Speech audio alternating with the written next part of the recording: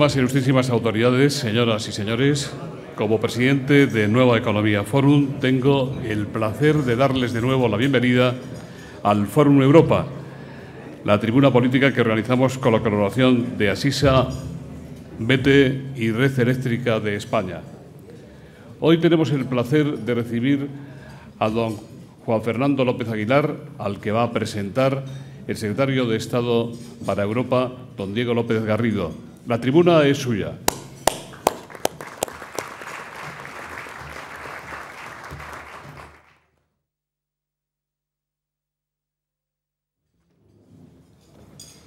Buenos días.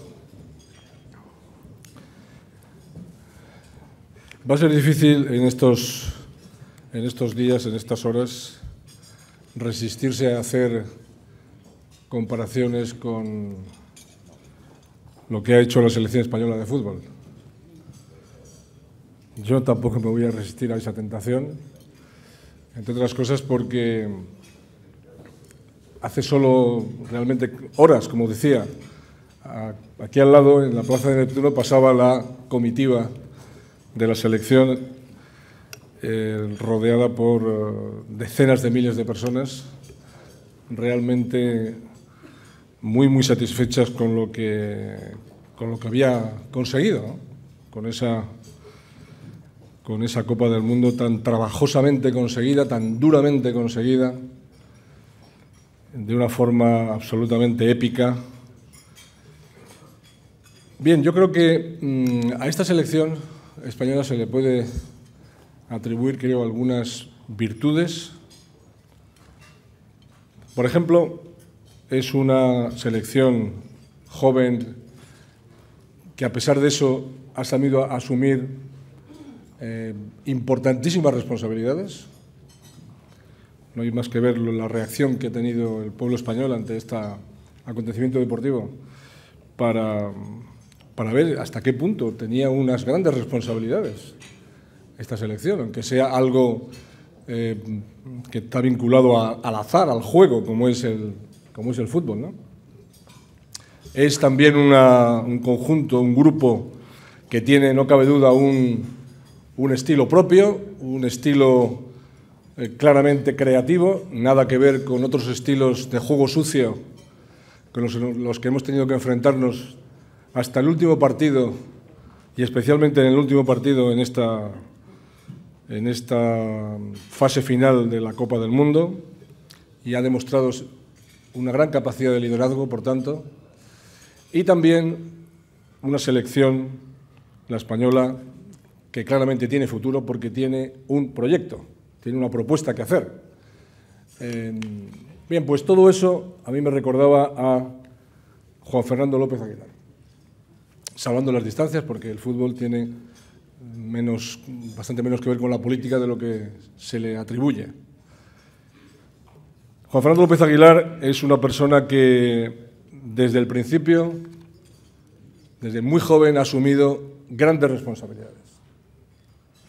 Juan Fernando López Aguilar, no hay más que leer su biografía, una persona muy joven que ha tenido una actividad profesional que nos ha acercado, por cierto, a los dos, como catedrático de Derecho Constitucional. Ya fue en su momento un premio extraordinario y premio nacional de fin de carrera, y fue una persona con una proyección profesional fulgurante y que es sabido, se le conoce por su actividad política, diputado por Las Palmas en varias legislaturas, secretario general del Partido Socialista de Canarias, ministro de Justicia, hoy vicepresidente del Partido Socialista Europeo, europarlamentario, elegido en las últimas elecciones, presidente en el Parlamento Europeo de la Comisión LIBE, la famosa Comisión LIBE, importantísima comisión del Parlamento Europeo, de ese poderoso Parlamento Europeo, Comisión de Libertades Civiles, Justicia y Asuntos de Interior, y es el presidente de la delegación socialista española en el Grupo Parlamentario Socialista. Juan Fernando López Aguilar ha sabido asumir altas responsabilidades siempre, a pesar de que fuera una persona joven. Ha sido valiente en ese aspecto con toda claridad. Y Juan Fernando López Aguilar también tiene un estilo propio, no cabe duda de que tiene un estilo muy característico, un estilo de político limpio, de mensaje claro, indudablemente muy creativo. Los que hemos estado con él compartiendo ejecutivas y actividades sabemos que es, ante todo, una persona muy creativa en todos los aspectos. Por ejemplo, yo he descubierto que hay nuevas palabras en el diccionario de castellano que las había inventado Juan Fernando López Aguilar y que luego algunos las hemos utilizado. Por tanto, una persona enormemente creativa. Yo compartí con él una campaña electoral en Canarias, la última. Me quedé absolutamente asombrado de la actividad de Juan Fernando en esa campaña electoral, que ganó de lejos, y desde entonces le admiro mucho más porque fue realmente una experiencia fantástica, ¿no? Ese empuje, esa creatividad indudable que tenía también en esa campaña, que la aplicó esa campaña electoral, inolvidable. Por tanto, una persona con un claro estilo personal, que tiene mucho que decir, y una persona indudablemente con un enorme futuro. Un enorme futuro porque tiene un proyecto. Juan Fernando López Aguilar comparte con muchas personas, conmigo por ejemplo, un proyecto socialista para España, basado y para Europa, basado en las necesidades de España y de Europa, no basado en las necesidades de uno mismo, sino en lo que España y Europa demanda. Últimamente, además, en estos últimos meses, él desde el Parlamento Europeo y otros desde otros lugares, creo que hemos colaborado a hacer de la presidencia española de la Unión Europea un importante acontecimiento también para nuestro país. Bueno, todas estas cosas es Juan Fernando López Aguilar. Por eso a mí me recordaba en estas últimas horas a Juan Fernando estas cosas que yo veía y que tanto movilizaban a la sociedad española. Hay una última cosa que quisiera señalar también, y es que también tiene que ver con el estilo propio de la selección española de fútbol, y es que estamos ante un grupo de amigos, de buenas personas, que ponen la amistad por encima de todo, la camaradería, la capacidad de construir juntos grandes cosas sin dárselas de nada, sin pretender nada, sin querer estar por encima del otro innecesariamente. Bueno, Juan Fernando López Aguilar, todos los que le conocemos coincidimos en algo, es un gran amigo de sus amigos. Es una muy buena persona, es una persona positiva, es una persona a la que siempre se le escucharán palabras de ánimo, palabras creativas, positivas, esto que en estos días estamos viendo que es tan importante. Por eso, seguramente, Juan Fernando me pidió que yo tuviera este honor de presentarle aquí, en este Foro Nueva Economía, cosa que hago con mucho gusto, y le cedo, naturalmente, la palabra a él, que es el protagonista de la mañana. Muchas gracias.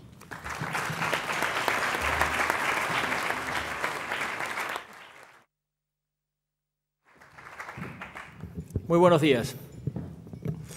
Autoridades, amigas y amigos, me honran con su presencia y se lo agradezco sentidamente. Y gracias, Diego. Gracias, viejo amigo, viejo colega y compañero en tantos capítulos de este proyecto que hemos compartido en los últimos años. Gracias por estar aquí, por tu hoja de servicios. Gracias por estas palabras amables de presentación y por haber estado tantas veces, como hemos estado juntos, cumpliendo con nuestro deber, con los valores a los que servimos, con el proyecto con el que nos identificamos, en las maduras y sobre todo en las duras, que tú has evocado alguna ocasión. Yo les agradezco enormemente que compartan conmigo esta mañana una reflexión sobre Europa. una mañana que no lo pone muy fácil, porque es una mañana de resaca nacional, del júbilo, de una jornada que seguramente quedará impresa en la retina de nuestras vidas como uno de esos días que hacen época. Un día epocal, el 10 de julio del año 2010. Pero yo quiero arrancar esta reflexión compartida con ustedes sobre Europa con otra jornada que tampoco estuvo mal. Otra jornada que aquellos que la vivimos, la recordamos. La del 12 de junio de 1985, porque no hace muy pocas fechas, Nicolás, no hace muy pocas fechas, celebramos en el Palacio Real de manera solemne el 25 aniversario de la adhesión de España a las entonces llamadas comunidades europeas, a la Comunidad Europea.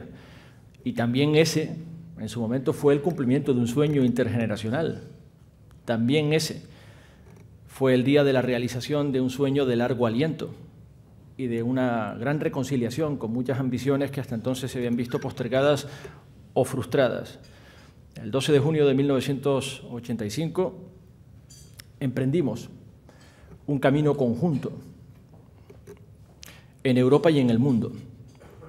Los españoles, España, y a partir de entonces hemos descrito un itinerario de éxito, lo hemos resaltado tantas veces. Ha sido el camino de un éxito y la historia de un éxito, la historia de estos 25 años.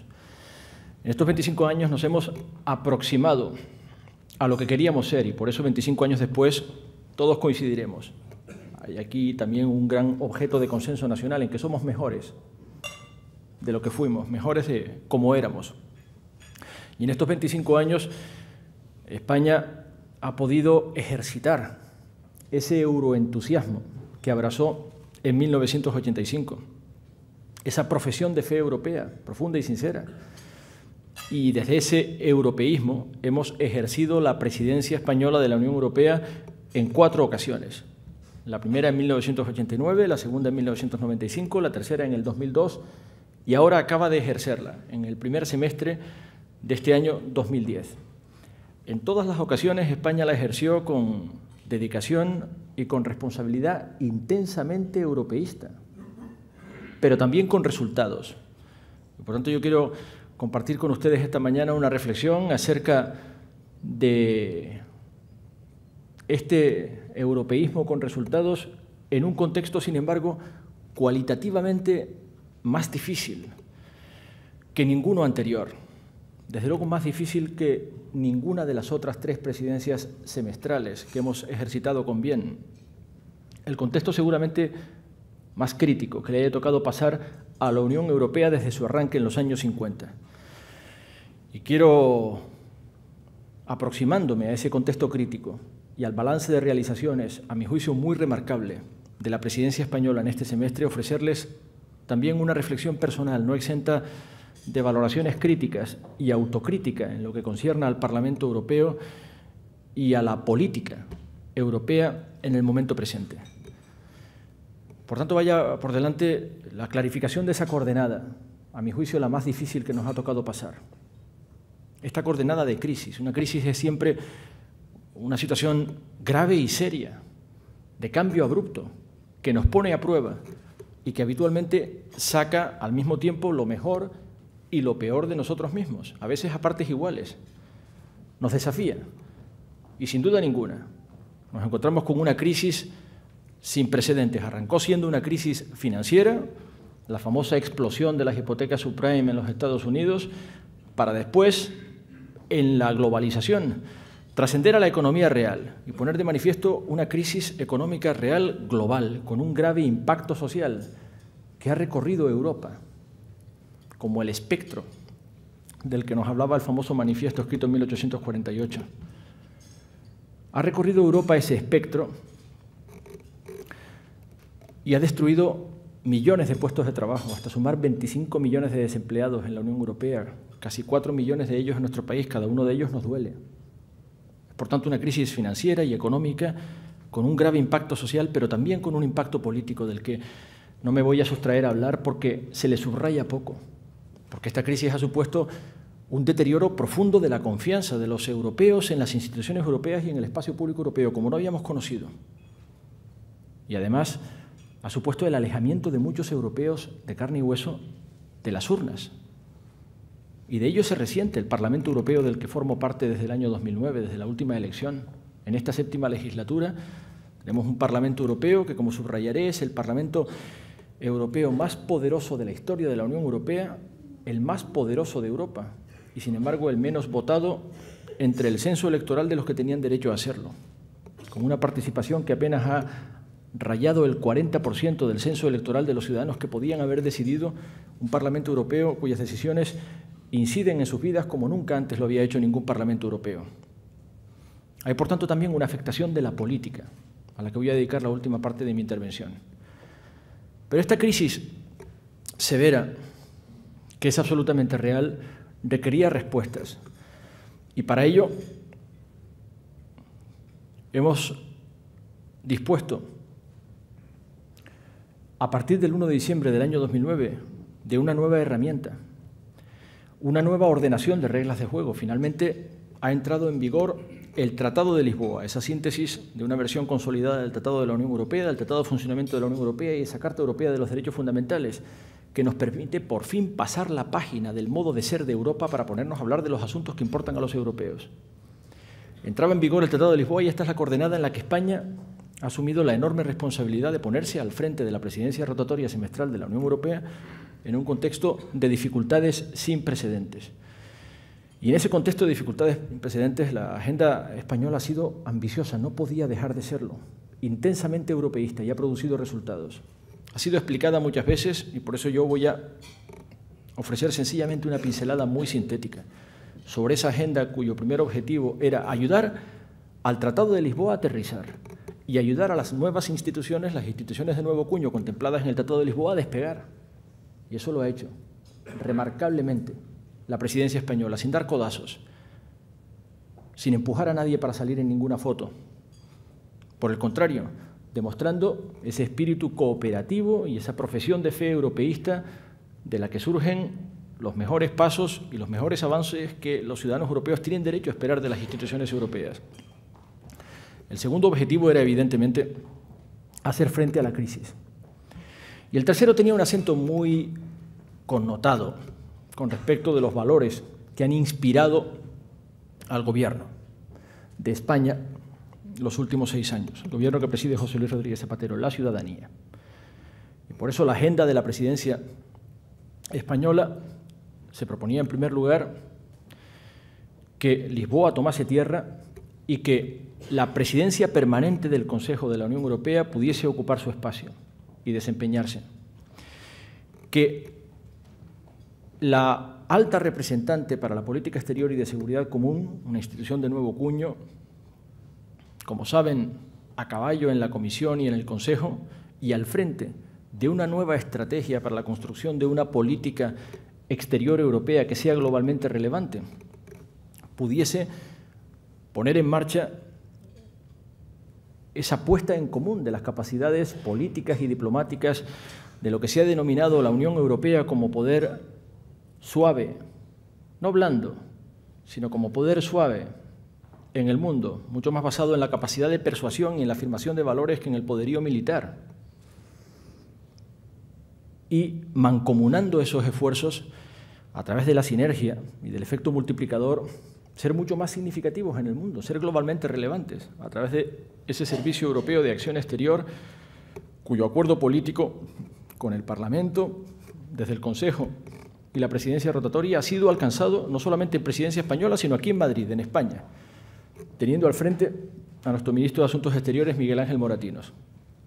Todo esto es un logro, y es un logro remarcable, no estaba al alcance de cualquiera. Es un logro remarcable que Europa sea ahora un marco de reglas de juego, relanzado hacia el futuro, estable y del que podamos fiarnos en el tiempo venidero, porque, créanme, Lisboa va a ser la coordenada de reglas de juego en la que vamos a vivir el resto de nuestras vidas. No parece razonable que después de 10 años de prolongado debate institucional, que abocó en tantas ocasiones a incidencias de recorrido que amenazaban con despeñar el resultado final, podamos pensar verosímilmente en un nuevo marco de reglas de juego, de ambición constitucional, que sustituya pronto a Lisboa. No, creo que en Lisboa vamos a vivir el resto de nuestras vidas, en el Tratado de Lisboa. Por tanto, ha hecho bien la presidencia española, ayudando a tomar tierra al tratado y a despegar a las instituciones contempladas en el tratado. Pero el segundo objetivo y principal era, evidentemente, hacer frente a la crisis. Y eso significaba, en primer lugar, seriamente, hacer una reflexión crítica sobre el fracaso de la anterior estrategia de crecimiento y empleo, la llamada también Estrategia de Lisboa, porque fue adoptada en un consejo de presidencia portuguesa en el año 2000. Esta estrategia es la que ha pasado a llamarse Estrategia 2020, que quiere sentar las bases para un crecimiento más verde, en el sentido de sostenible y respetuoso con el planeta, más inteligente, en el sentido de apostar más por el valor añadido, por la innovación y por la formación, y más inclusivo, en el sentido de combatir las desigualdades desde la convicción profunda de que la desigualdad es económicamente ineficiente, contra todo prejuicio que diga otra cosa. La igualdad es económicamente productiva y eficiente, y la equidad es buena política económica. La igualdad de oportunidades es buena para la economía. Y esa convicción, la presidencia española se ha puesto en marcha para facilitar la definición de una nueva arquitectura para el crecimiento y el empleo, llamada Estrategia 2020, así denominada en toda Europa. Pero además de eso, hacía falta, aprendiendo de las lecciones del pasado, ponerse al frente de las contingencias que están siempre presentes en el desempeño de una presidencia semestral, los imprevistos. Y vaya si los ha habido. Turbulencias como no habíamos conocido. Esa crisis que empezó siendo financiera y después trascendió a la economía real, que algunos discutieron si iba a tener forma de L, forma de U, forma de W o forma de sierra, una sucesión de dobles Vs. Nos ha sometido en presidencia española a una situación que no habíamos conocido, un asalto especulativo sin precedentes a la zona euro.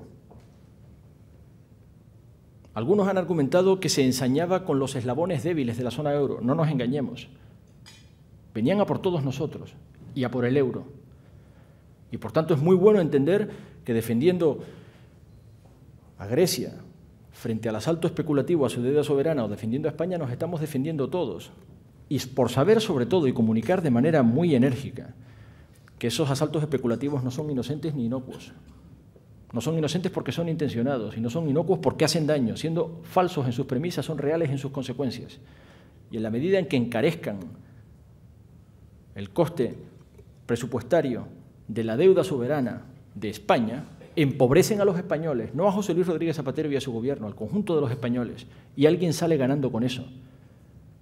Evidentemente, la deuda soberana a la que acudan a refugiarse los especuladores que abandonan la deuda soberana española y la malbaratan. Basándose además, muchas veces, como hemos visto, no ya en prejuicios, sino en rumores infundados, es decir, dicho con toda claridad, en infundios o en mentiras, acerca de la credibilidad o la solvencia de la deuda española y de España como proyecto. Pues bien, en este contexto la presidencia española ha hecho cosas que no habíamos visto, sin precedentes. Se puso en marcha, estrenando por primera vez el artículo 122 del Tratado de Funcionamiento de la Unión Europea, aplicando además una idea que había sido formulada por primera vez por el Grupo Socialista y por el Partido de los Socialistas Europeos, un mecanismo europeo de estabilidad financiera, que ha supuesto la inyección de 750.000 millones de euros a lo que se ha llamado la gran operación de rescate de la zona euro para garantizarle estabilidad. 60.000 la Comisión, 440.000 millones los Estados miembros, 250.000 millones el Fondo Monetario Internacional, pero también una autorización al Banco Central Europeo para que haga lo que antes no estaba haciendo, comprar a precios razonables y sostenibles deuda soberana en los mercados secundarios.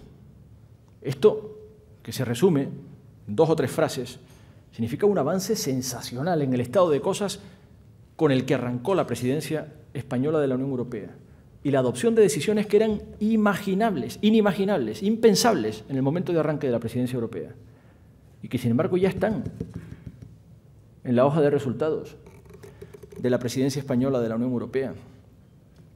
Y además de haber hecho esto, se adoptaron, no solamente en ese ECOFIN que ha sido definido como dramático tantas veces del primer fin de semana de mayo, sino en las conclusiones de la presidencia del 17 de junio, decisiones que significan la apertura de todo un conjunto de horizontes de respuesta a las demandas que venían formulándose para que Europa hablase con voz propia en la definición de las nuevas reglas de la arquitectura económico-financiera global en el G20. La introducción de una tasa financiera a aquellos países que todavía no disponen de ella, la introducción de una tasa a las transacciones especulativas, la persecución del fraude fiscal y de los paraísos fiscales, además de la regulación y la sujeción a transparencia de los bonos de los ejecutivos de las grandes corporaciones financieras. Son decisiones de alcance muy innovador y que en su recorrido, en la medida en que se vayan desplegando en el futuro que tengamos por delante, darán continuidad a las ambiciones de esta presidencia española de la Unión Europea que se ha ejercitado, como insisto, con resultados en un contexto de enormes dificultades. Pero hay un tercer acento al que no quería sustraerme, que es el que tiene que ver con el objeto más específico de mi actividad y mi responsabilidad actual en el Parlamento Europeo. Soy, como ha comentado Diego, presidente de la Comisión de Libertades, Justicia e Interior del Parlamento Europeo. Estoy al frente de la comisión, lo digo sin ambajes, que creo que es en estos momentos la comisión más viva, más activa y más productiva del Parlamento Europeo, sí, la Comisión LIBE. La Comisión LIBE, una comisión que expresa seguramente como ninguna otra por su objeto el enorme paso adelante que hemos conseguido afirmar con la entrada en vigor del Tratado de Lisboa, porque ha significado por fin la comunitarización, la europeización del espacio de libertad, justicia y seguridad como un objeto político europeo, sujeto al procedimiento legislativo del Parlamento Europeo. Por tanto, todos los que hasta este momento eran dominios de la soberanía de los Estados miembros a disposición de la cooperación intergubernamental, en su caso, a través de las estructuras del tercer pilar, ahora pasa a ser dominio comunitario, sujeto al procedimiento legislativo y, en su caso, a la jurisdicción del Tribunal de Justicia y sus productos resultantes auténtico derecho europeo vinculante para todos los Estados miembros. Pues la Comisión LIBE entiende de ciudadanía, de extranjería, de asilo, refugio, de inmigración, de fronteras exteriores y su gestión, de la cooperación judicial civil, que coadyuva al tráfico mercantil y, consiguientemente, al económico y al crecimiento económico y del empleo, y de la cooperación policial y judicial en materia penal contra la criminalidad organizada transfronteriza y contra el terrorismo. En esta comisión era inevitable que España tuviese en su presidencia semestral un acento especial, y lo ha tenido. España ha puesto en marcha el mandato negociador de la adhesión de la Unión Europea con personalidad jurídica única al Convenio Europeo de Derechos Humanos, que someterá al conjunto de la Unión Europea a la jurisdicción del Tribunal de Derechos Humanos de Estrasburgo, en un diálogo entre el Tribunal de Estrasburgo, el de Luxemburgo y las Cortes Constitucionales y los sistemas judiciales de los Estados miembros, como no habíamos conocido hasta la fecha, pero que en ningún caso minora ni perjudica los derechos de los ciudadanos, al contrario, los refuerza.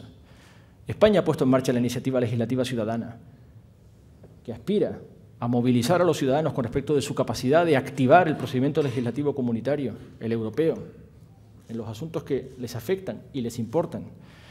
España ha puesto el acento en la protección de las víctimas, y en particular, claro que sí, de las víctimas de la violencia de género, con la iniciativa de la Orden Europea de Protección de Víctimas. Y ha apostado con coraje por llevar adelante esa iniciativa de la mano del Consejo, obteniendo para ello el respaldo del Parlamento Europeo a través de la comisión que presido. Y haciendo todo esto, España se ha comprometido especialmente en el refuerzo de la estrategia antiterrorista. Por ello, en Presidencia Española, en el Consejo de Ministros de Interior, tiene lugar la declaración conjunta antiterrorista Unión Europea-Estados Unidos, que endosa el Consejo en sus conclusiones del 17 de junio, una declaración muy importante y sin precedentes que marca el compromiso antiterrorista en el diálogo transatlántico y en la cooperación con los Estados Unidos, además de conseguir desbloquear ese acuerdo que periodísticamente ha sido denominado Acuerdo SWIFT, pero que alude en realidad a un tratado internacional negociado y concluido entre la Unión Europea y los Estados Unidos. La Unión Europea con personalidad jurídica única y, por tanto, sujeto de derecho internacional, con derecho a concluir tratados internacionales. Ese acuerdo que se conoce periodísticamente como SWIFT, que en realidad se denomina acuerdo TFTP por sus siglas en inglés, acuerdo de rastreo y seguimiento de la financiación del terrorismo, es un acuerdo que permite, a través de la identificación objetivada de transacciones financieras sospechosas, de estar sirviendo a la financiación de organizaciones terroristas, células terroristas o de atentados terroristas, prevenir ataques terroristas, no solo en los Estados Unidos, sino en la Unión Europea. Y importa subrayar que en este asunto el Parlamento Europeo ha firmado sus poderes recién adquiridos. El poder no solamente de evitar que el acuerdo entre en vigor si no respeta los requerimientos y las preocupaciones del Parlamento Europeo, sino de imponer a la Comisión y al Consejo las exigencias del Parlamento Europeo. Ha sido el Parlamento Europeo el que ha marcado la pauta de la conclusión de este acuerdo y se ha conseguido en presidencia española en tiempo récord. Creo que es una gran contribución, no solamente al diálogo transatlántico y el entendimiento con los Estados Unidos, sino sobre todo al equilibrio entre libertad y seguridad en Europa. Un equilibrio en el que España estamos especialmente bien formateados porque nuestra Constitución y nuestra experiencia nos avalan para conjugar libertad y seguridad frente al terrorismo, pero en el que ha hecho falta remover muchos prejuicios y muchos malentendidos para conseguir un entendimiento de alcance europeo sobre la necesidad de este equilibrio en toda Europa. Y lo hemos conseguido en tiempo récord y con inspiración española y con impulso español. Lo subrayo. Pero quería ofrecer, después de esto, una valoración crítica con la que concluyo. Una valoración crítica sobre la situación descrita en estos momentos en la Unión Europea a partir de las enseñanzas de este semestre. En primer lugar, creo que resulta clara la enseñanza de este tiempo que nos está tocando vivir. La globalización no tiene marcha atrás y no hay ninguno de los retos de la globalización, ni el demográfico para Europa, ni el energético, ni el compromiso de la remoción y corrección de las desigualdades en origen en la lucha contra la pobreza, que pueda ser acometido por ningún país por sí solo, sino que por el contrario nos enseña que debemos remar todos juntos en una unidad de propósito. Esta es una lección clarísima. Y sin embargo está costando metabolizarla e interiorizarla. No porque no haya lucidez para el análisis, no. Porque no hay coraje y valentía suficiente en la voluntad proporcionada a la lucidez del análisis.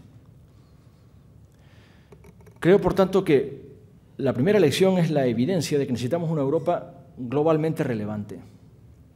Esto significa más Europa, mejor Europa.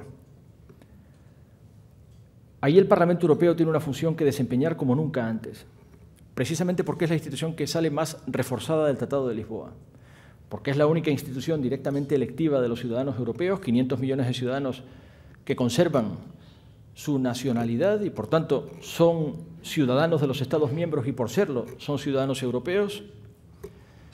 Y, sin embargo, un Parlamento que está teniendo dificultades para metabolizar estas capacidades recién adquiridas por el Tratado de Lisboa. El Parlamento Europeo ha sido durante varias legislaturas un Parlamento deliberativo, habituado a la discusión. Pero ahora le toca ser un Parlamento resolutivo y un Parlamento legislativo, que debe habituarse a la decisión, al compromiso con la decisión y a la corresponsabilidad con la decisión, a dar cuenta a los ciudadanos de las decisiones que adopta o las que deja de adoptar. Esto significa un cambio no solamente político, de envergadura, sino también, si quieren, psicológico, el modo en que el Parlamento Europeo interiorice sus propias capacidades. Y esto significa cobrar una nueva conciencia de nuestra relación con la ciudadanía a la que representamos y a la que nos debemos. Por eso le doy tanta importancia a explicar, relatar Europa y legitimar Europa a través de la explicación. No desperdicio ninguna ocasión de hacerlo. Me hierve la sangre de ver que el Parlamento más poderoso de Europa es el Parlamento menos votado de Europa. Creo que es imprescindible que la gente sepa lo que está en juego en el Parlamento Europeo. Y es nuestra primera obligación, la de quienes tenemos escaño en el Parlamento Europeo, comunicarlo de manera eficiente y contribuir a la conformación de un espacio público europeo, una opinión pública europea y, por tanto, un control por parte de la ciudadanía europea proporcionado a las capacidades que tiene el Parlamento Europeo de incidir, determinar, condicionar las vidas cotidianas de 500 millones de europeos. Pero la última reflexión a este propósito es la que deviene precisamente de las dificultades de construir un espacio público europeo y una política europea reconocible. Por eso decía que la crisis, sin duda ninguna, arrancó siendo una crisis financiera y ha trascendido a la economía real. Y la crisis nos ha mostrado todas las vulnerabilidades de nuestra conciencia, de nuestro modo de ser. Ha mostrado la vulnerabilidad de la economía real frente a la economía financiera. Ha mostrado la vulnerabilidad de la unión monetaria ante la incipiencia o la insuficiencia de la coordinación de las políticas fiscales, presupuestarias y económicas que exige la defensa de la unión monetaria, incluso en sede penal frente a los ataques especulativos, como argumentó de forma muy convincente el fiscal general Cándido Conde cuando presentó en presidencia española el impulso español a la Fiscalía Europea que debe actuar en defensa de los intereses financieros de la Unión, tal y como contempla el artículo 86 del Tratado de Lisboa, y ha mostrado también, sobre todo, la debilidad de los tiempos de respuesta europeos, que son muy lentos y a menudo muy pesados, frente al vértigo de las exigencias de la realidad. Pero además de todo esto nos ha mostrado que solo hay un camino, y es ese camino de conglomerar Europa, el camino de construir juntos una mejor Europa, una Europa más unida y más fuerte, y más comprometida con la ciudadanía. He insistido en los últimos días en que el lema de la Unión Europea es unidos en la diversidad. En ningún caso puede ser desunidos ante la adversidad. Y sin embargo, contemplamos que en la política europea existe con virulencia, como no lo hayamos visto en mucho tiempo, de nuevo, la emergencia amenazadora de todas las formas del populismo reaccionario, de todas las formas del populismo regresivo. Y es la respuesta equivocada, no tengo duda al respecto. He dicho más de una vez que es cierto que los problemas complejos admiten soluciones simples, solo que lamentablemente equivocadas, inútiles, además de muy a menudo estúpidas. Y la situación en Europa es de enorme complejidad, pero la solución no está en el regreso, en el refugio, a las actitudes defensivas de lo inmediato, de lo pequeño, ni mucho menos en la hostilidad hacia la diversidad o hacia la complejidad, o hacia la integración supranacional de la diversidad. No, la respuesta no está ahí. Y vemos como elección tras elección, en todos los países europeos, emergen como la espuma en la retirada de los valores más europeístas de las urnas, las candidaturas populistas reaccionarias, los nacionalismos exaltados, xenófobos, eurófobos, no eurosépticos, sino abiertamente antieuropeos. Es lo que ha venido sucediendo en un buen número de convocatorias en tan solo un año de legislatura europea. Lo he visto pasar y les veo actuar y oigo lo que dicen y no me gusta. Oigo sus discursos rabiosamente antieuropeos, intentando explotar el malestar cierto de mucha gente que lo está pasando mal, pero con respuestas que considero catastróficamente equivocadas. Me preocupa. Y no quiero cejar en el empeño de oponerme a esa tendencia, que quiero que no sea irreversible. Creo que es imprescindible, por tanto, la recuperación de la política europea. Creo que es imprescindible la recuperación del compromiso europeísta, de los europeos, en la articulación de una respuesta que no sea la respuesta simplona y equivocada ante la complejidad que nos sobrepasa, que no explote el miedo a los cambios ni el pánico al futuro, sino que intente, también en tiempos de crisis, sacar de nosotros mismos lo mejor y no lo peor. Esta era la última consideración que quería oponer. Estoy convencido de que la salida de la crisis nos exige estar a la altura de esa más y mejor Europa que los europeos tienen derecho a esperar, y estoy convencido de que a partir de la presidencia española, que combine su programa en trío con Bélgica y con Hungría y todas las que vengan detrás y todos los tríos que vengan detrás, en la globalización que no tiene marcha atrás hay que pensar globalmente, pero actuar en europeo, por Europa y desde Europa. Gracias.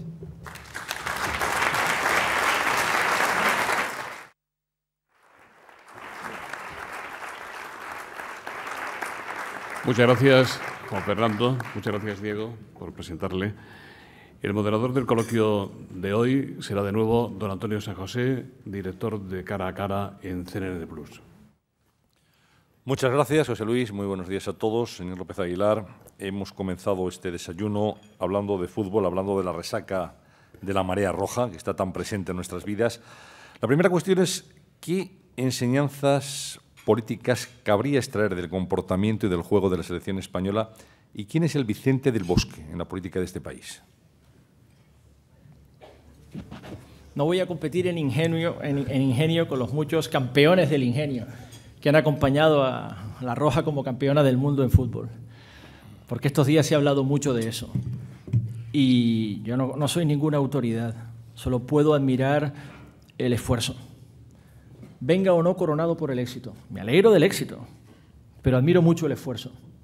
Y creo que reconocemos esfuerzo en los integrantes de esa selección nacional que lo han dado todo, y solo por eso ya merecían el aplauso y el entusiasmo que han suscitado en la sociedad española.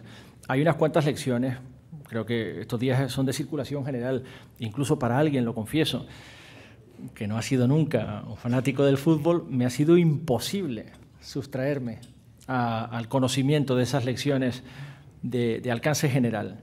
Me ha sido imposible no saber quién era ese pulpo, me ha sido imposible no conocer la alineación de la selección nacional, y me ha sido imposible no admirar a Vicente del Bosque. Pero diría que hay muchas lecciones positivas de esta experiencia, no cabe duda. Como digo, no voy a competir en ingenio, pero una muy positiva es esa clara marea de identificación espontánea y saludable de identidad cívica y nacional española, de identidad española. Yo, en fin, creo que no descubro nada si digo que pertenezco a una generación que no lo tuvo fácil para asistir a una manifestación en la que hubiese una gran profusión de banderas españolas sin inquietud. Y me encanta ahora poder ver millares de banderas españolas ondear en las calles de Madrid sin sentirme inquieto, ni mucho menos amenazado. Creo que no descubro nada.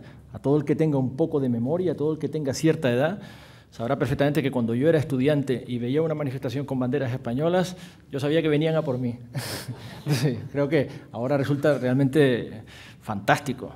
Resulta fantástico ver esa profusión, esa marea de banderas españolas ondeadas de manera absolutamente saludable y con la que todos podemos identificarnos. Por tanto, creo que ha sido una experiencia muy digna de ser vivida y muy saludable y muy positiva. Y no descubro nada, me estoy sumando simplemente a lo que creo que es un estado de ánimo que en estos momentos es objeto de raro consenso en este país.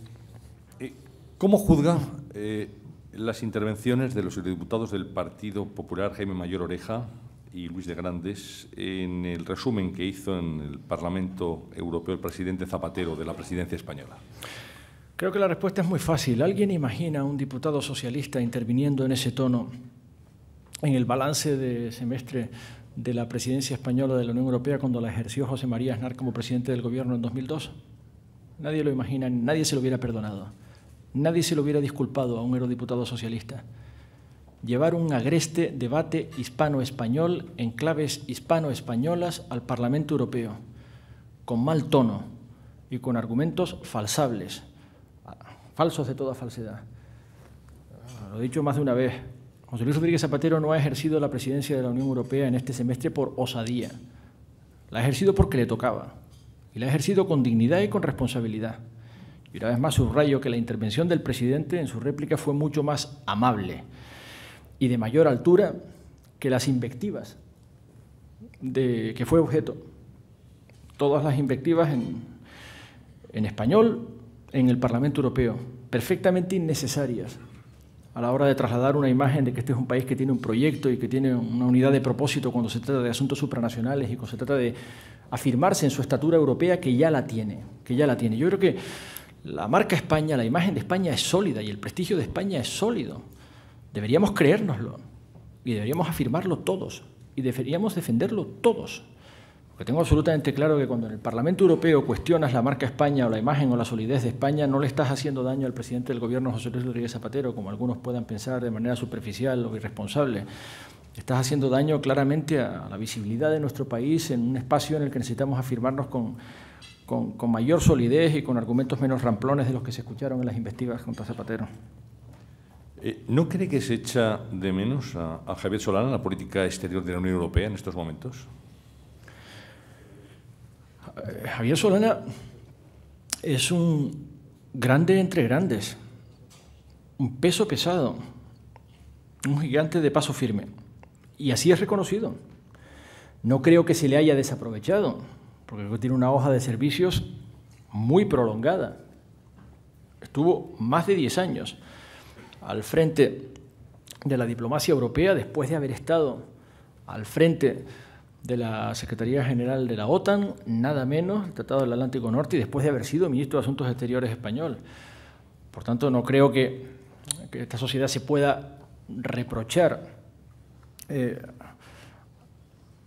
haber usado poco un valor tan sobresaliente como el de Javier Solana, pero sí es seguro que puede dar mucho de sí, y estoy seguro que podemos esperar mucho de él, y estoy seguro que mientras esté de servicio como está, evidentemente podremos contar con su disponibilidad para responsabilidades futuras. Ahora, todo el mundo puede entender que después de 10 años de ejercicio de esa responsabilidad y en un momento que se quería inaugurar de una nueva etapa de la definición de la política exterior y de seguridad común con el aterrizaje de Lisboa, se produjese un consenso de que procedía ensayar e intentar un nombramiento en alguna otra dirección. También es bueno que se sepa, no todo el mundo lo sabe, que la nueva arquitectura de Lisboa hacía imposible la coincidencia de 2 españoles en la cúpula. No todo el mundo lo sabe, me he visto obligado a aclararlo más de una vez. Da la impresión de que en un momento dado se haya postergado a Solana pudiendo haberle ofrecido esa responsabilidad. Y lo cierto y real, conviene saberlo, es que esa responsabilidad excluía a cualquier otra persona de nacionalidad española de la cúpula de la Unión Europea, en particular de la Comisión. Y por tanto se entiende que haya habido una redistribución de responsabilidades en esa dirección. ¿Qué opinión merece la más que probable desaparición de la Secretaría de Estado para la Unión Europea, del organigrama del Ministerio de Asuntos Exteriores? Hasta que no lo vea en la letra del BOE, pues me abstendré de comentar. Pero sí puedo decir, en primer lugar, que una regla esencial es la de esperar esa dimensión de la responsabilidad política, que es la explicación de las propias decisiones en la reestructuración de los departamentos. Si el Gobierno adoptase esa decisión, la explicaría y asumiría su responsabilidad haciéndolo. Estoy seguro que sería una decisión racional, siempre y cuando sepamos que de lo que no podemos prescindir es de una administración especializada en el seguimiento de los asuntos europeos y los asuntos institucionales que conciernen a la Unión Europea. La podemos calificar de Secretaría de Estado, la podemos calificar de Secretaría General. Muchas veces el rango, la configuración administrativa no es determinante a la hora de llenar de contenido la función. Lo que importa es la función. Claramente España tiene una ambición europea permanente y debe tener una unidad político-administrativa especializada en el seguimiento de los asuntos europeos. Carlos Meneses, de la cadena SER, le pregunta en qué estado se encuentra la iniciativa ciudadana de la Unión Europea a la que ha hecho mención en su intervención. Pues es un asunto que España ha conseguido activar y concitar para ello el consenso necesario, además de perfilar sus elementos institucionales esenciales. El Tratado de Lisboa contempla esta iniciativa de movilización ciudadana en torno a asuntos que tengan que ver con la competencia de la Unión y que además puedan ser susceptibles de procedimiento legislativo del Parlamento Europeo.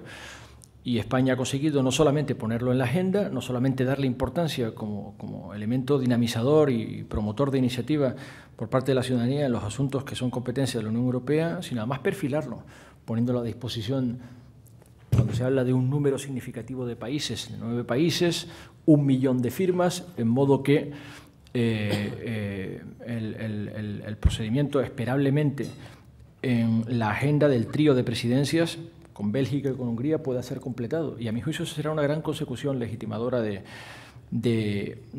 la vinculación que aspira a ser más intensa y más perfecta de la Unión Europea con los ciudadanos a los que representa.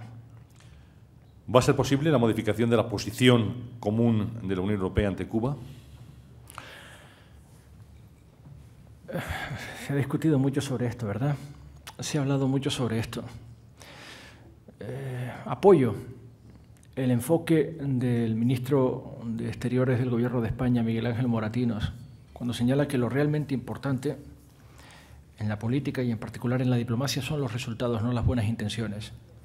La posición común es efectiva desde hace nada menos que 14 años y no ha producido resultados transformadores ni sobre la realidad cubana ni en particular sobre aquellas personas que por su identificación con los derechos fundamentales y con la participación política desde la disidencia más debieran de motivar la evaluación de resultados de una fijación de posición.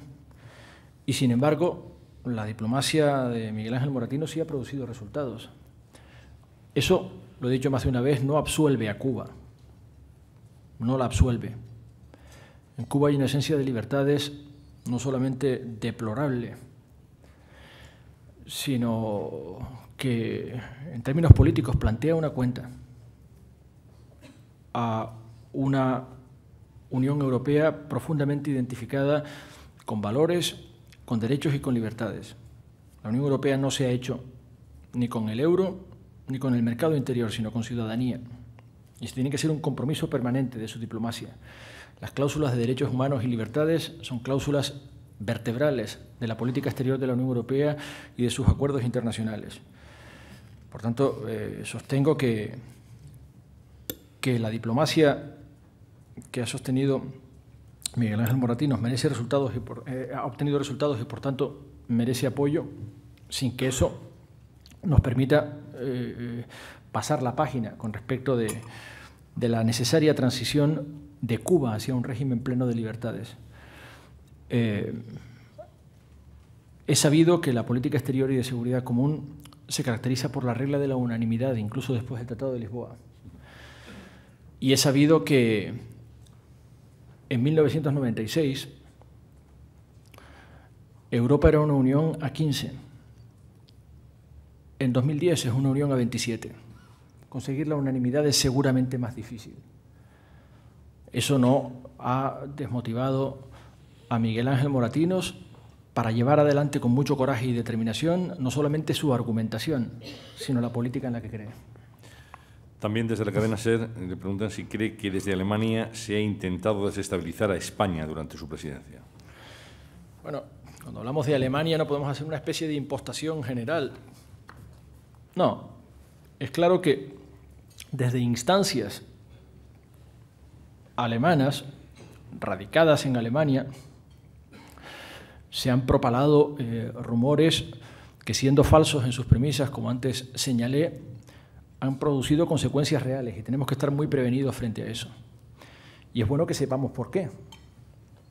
Cuando los especuladores financieros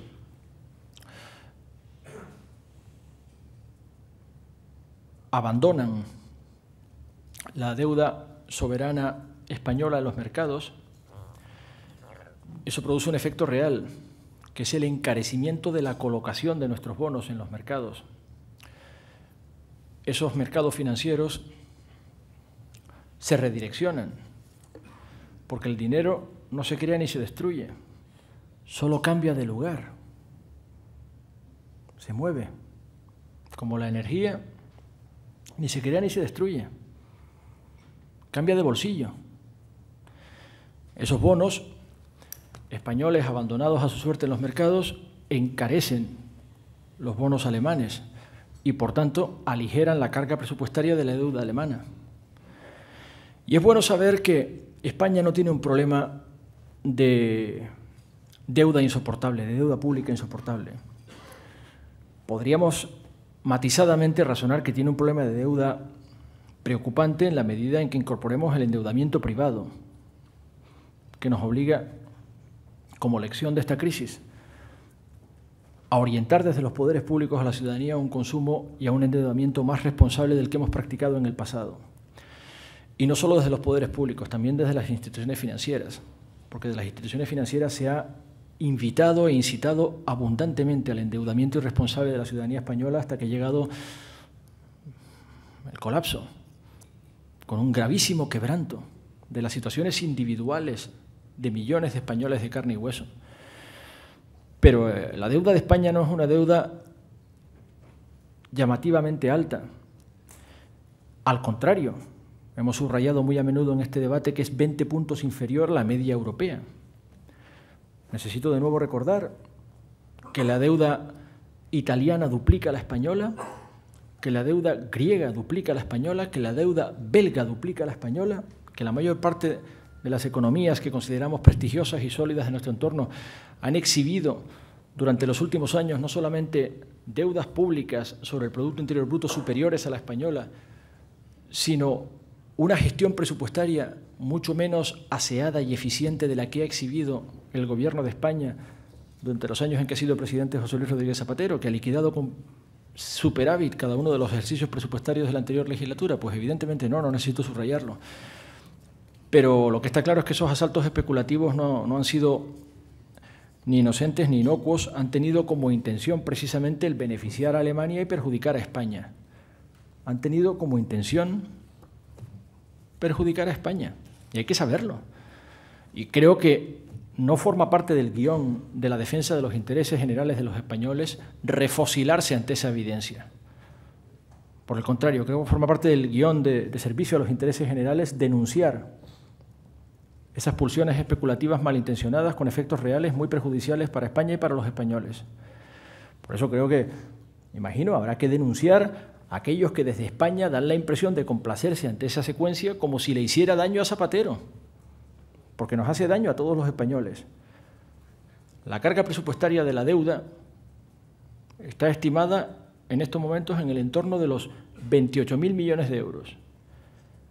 Un asalto especulativo puede determinar que la carga presupuestaria se multiplique y pase a ser de 35.000 millones de euros. ¿Es eso una buena noticia? ¿Para quién?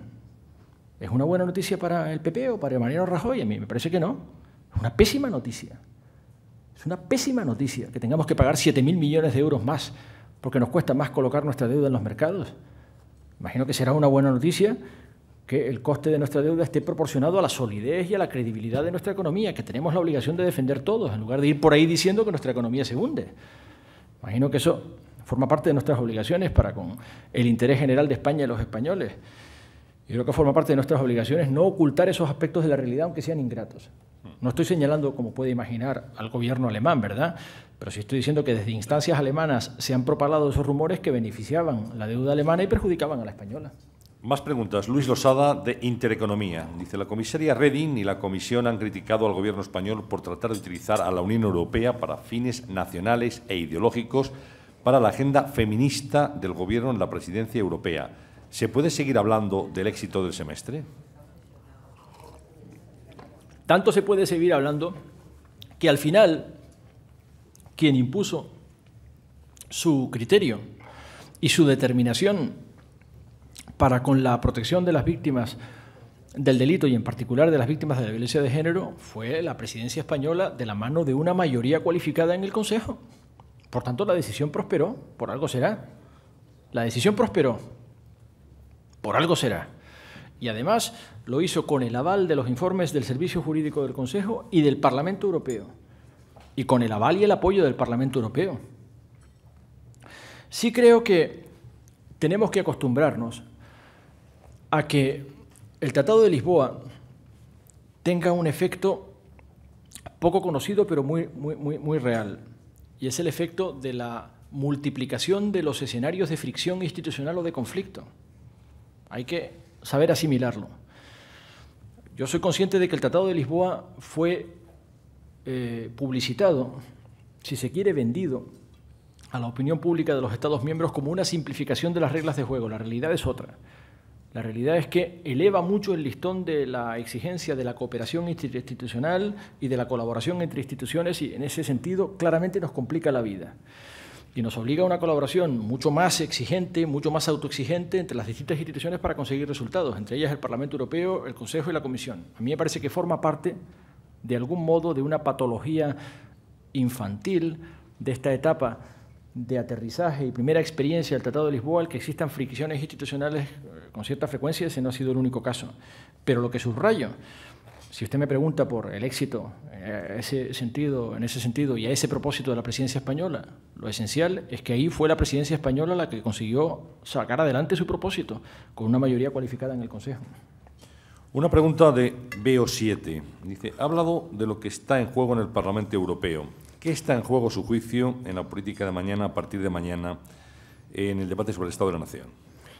El debate de Estado de la Nación es un test, es un examen de resistencia, un estrés test de la calidad de la democracia en el Parlamento. Y creo que esa calidad se ha visto fortalecida en los años de gobierno de José Luis Rodríguez Zapatero, para empezar, porque hay gente que lo pueda perder de vista. Recordarán que durante muchos años fue una práctica que el presidente del Gobierno solo contestase bilateralmente al líder de la oposición y después permitiese una sedimentación acumulativa de intervenciones de todos los grupos políticos minoritarios con una intervención final y de cierre. Con José Luis Rodríguez Zapatero la respuesta es singularizada a cada uno de los grupos políticos con representación parlamentaria, tengan grupo parlamentario propio o no. Con lo cual el esfuerzo dialéctico y de composición de intereses es muy intenso. Pero esencialmente el debate de Estado de la Nación pone a prueba la consistencia de los proyectos que compiten por el Gobierno de España.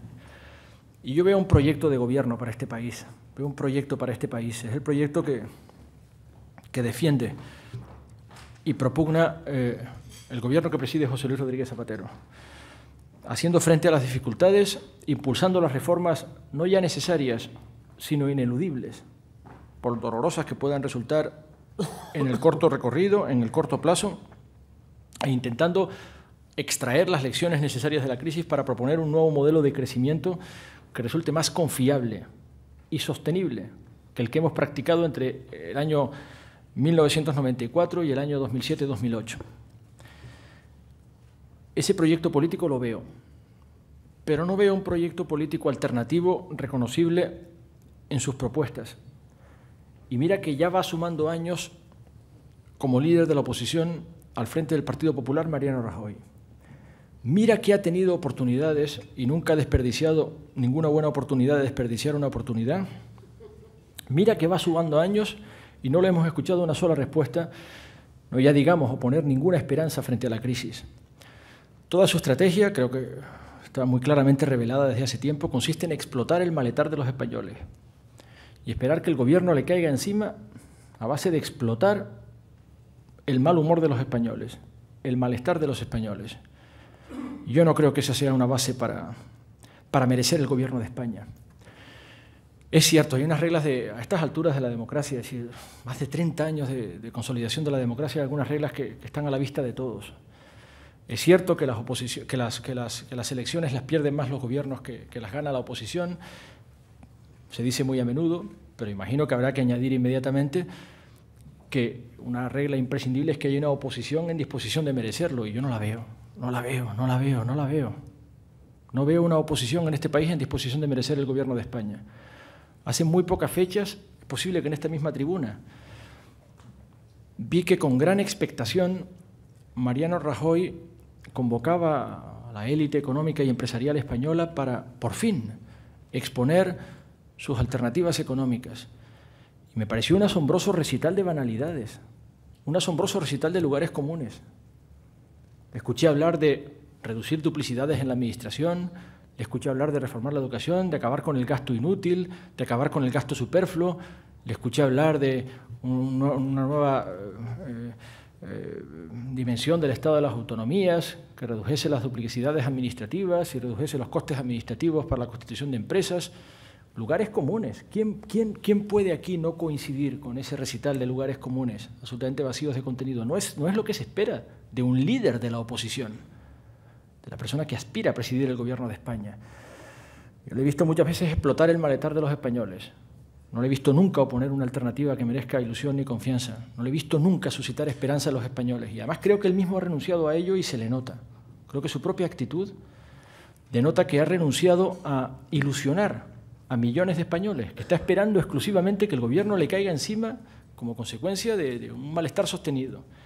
Yo creo que para llegar al gobierno hace falta merecerlo. Es una regla esencial. Esencial. La Moncloa no es una pieza fácil. Es una silla muy caliente. Yo creo que los españoles tenemos derecho a esperar que quien ocupe como inquilino el Palacio de la Moncloa lo haya merecido un poquito. Todavía no le he visto merecerlo a Mariano Rajoy ni al Partido Popular. Y no le veo responder, además de los graves problemas que tiene el Partido Popular de credibilidad, a mi juicio, en valores que yo estimo fundamentales. En valores que yo estimo fundamentales. Una pregunta que no se le hace lo bastante. ¿Cómo es posible que oculte la cabeza como los avestruces ante el impresionante paisaje de corrupción gangrenada que describe el ejercicio del poder por parte del Partido Popular en todos los lugares en los que ha tenido oportunidad de demostrarse como es? Bien, tiempo para una última pregunta. Quedan más, pero el desayuno tiene el tiempo acotado, obviamente. Francisco Aldecoa, de la Universidad Complutense de Madrid, dice: ¿por qué cree que uno de los legados más importantes de la presidencia española, la creación del Servicio Europeo de Acción Exterior, la diplomacia común, ha pasado inadvertido por nuestra opinión pública? ¿Cuál es la posición del Parlamento Europeo sobre esta cuestión? Este tema se ha discutido con gran intensidad y de manera prolongada. Como saben, la participación del Parlamento Europeo en la puesta en marcha del nuevo Servicio Europeo de Acción Exterior es limitada. Por codecisión incide sobre el reglamento de personal y sobre la financiación del Servicio Exterior de la Unión Europea. Pero el nuevo Servicio Exterior, la acción exterior de la Unión Europea, depende en su delineación de las estrategias que promueva e impulse su responsable, la alta representante para la política exterior y de seguridad común. Y significa un espacio de ensayo y puesta en común de todo un conjunto de capacidades que hasta el momento se han caracterizado por la fragmentación y por la dispersión. Por un lado, la propia acción exterior de la Unión Europea obediente a la Comisión, a la Comisaría de Relaciones Internacionales, las delegaciones de la Unión Europea en el exterior. Por otro lado, los aparatos de representación y acción exterior de los Estados miembros. Y por otro lado, la capacidad de puesta en común, de sinergia y de distribución de tareas al objeto de obtener los mejores resultados con los recursos de que disponemos.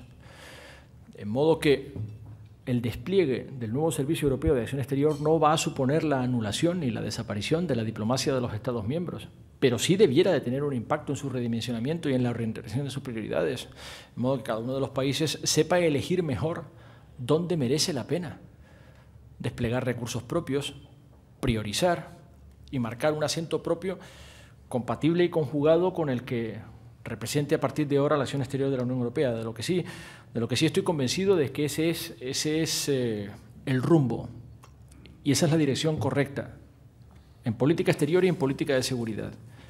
Es una evidencia que la Unión Europea no peca por defecto en inversión sumatoria en su despliegue de capacidades diplomáticas o de acción exterior, ni tampoco en las defensivas. Ahora, es evidente que el conjunto de resultados está muy por debajo de nuestras capacidades si fuésemos capaces de mancomunarlas, porque no somos capaces de generar sinergias ni efecto multiplicador, no somos capaces de poner en común lo bastante, por fragmentación y por aferrarnos a los prejuicios y a las inercias, muchas veces obedientes de la visión del Estado que hemos heredado del siglo XIX y que es escasamente operativa en el siglo XXI, donde vamos a pasar el resto de nuestras vidas, continuamos despilfarrando muchísimos recursos que ya no nos sobran y que ahora más que nunca es imprescindible administrar con mucha inteligencia y con mucha sabiduría y altura de miras. A mi juicio ese tiene que ser el sentido, ese tiene que ser la orientación, la inspiración del nuevo Servicio de Acción Exterior. Pero yo advierto, las preocupaciones del Parlamento Europeo han tenido que ver con mucho fundamento, a mi juicio, con la detección, es decir, con la identificación en el modo en que se ha ido prefigurando hasta la fecha la idea del Servicio Europeo de Acción Exterior de una sumatoria, cuando no una rebatiña, de intereses nacionales competitivos entre sí. Sería la dirección equivocada.